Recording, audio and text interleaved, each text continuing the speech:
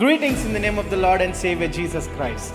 న్యాయాధిపతులు 1వ అధ్యాయము 28వ వచనము ఏమంటుందంటే, ఇశ్రాయేలీయులు బలవంతులైన తర్వాత కానానీయులను వెట్టి పనులకు వాడుతూ ఉండేవారు. అలాగే అక్కడ ఉన్న ప్రజలను కూడా వారు అక్కడి నుంచి పంపించలేరు. అయితే ఇక్కడ ఉన్న సందర్భం ఏంటంటే, దేవుడు ఇజ్రాయెల్ ప్రజలకు అంటున్నాడు, మీకు పాలు తేనె ప్రవహించే దేశాన్ని మీకు నేను స్వాస్థ్యముగా అప్పగిస్తాను అన్న తర్వాత ఇజ్రాయెల్ ప్రజలు ఆధిపత్యంని చలాయించకుండా వారికి అప్పర్ హ్యాండ్ని దేవుడు ఇచ్చినప్పుడు వారు దాన్ని ఏం చేసుకున్నారంటే, ఇలా చిన్నగా ప్రజలను లైట్ తీసుకోవడం, వాళ్ళు వారి వల్లనే కష్టాలు పడ్డారు. దేవుడికి తెలుసు మనకి ఏమి ఇవ్వాలి ఏమి ఇవ్వకూడదు అన్న విషయాన్ని దేవునికి తెలుసు.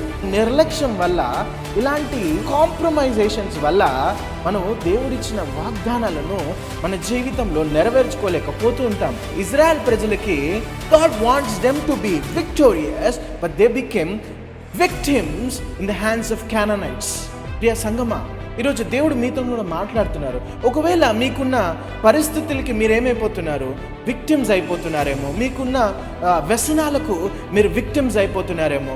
దేవుడు మిమ్మల్ని ఆశీర్వదించాలని అనుకుని మిమ్మల్ని విక్టోరియస్గా చేయాలనుకుంటుంటే మీరు అలాంటి కాంప్రమైజెస్ వల్ల దేవుని యొక్క ప్రణాళికను, దేవుని యొక్క చిత్తాన్ని మన జీవితంలో నెరవేర్చుకోలేకపోతున్నాం. God is asking us to live an uncompromised life.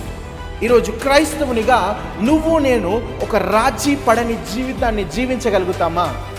ఈ ప్రశ్న మనల్ని హెచ్చరించాలి. I urge you that you all live an uncompromised life for God. God bless you.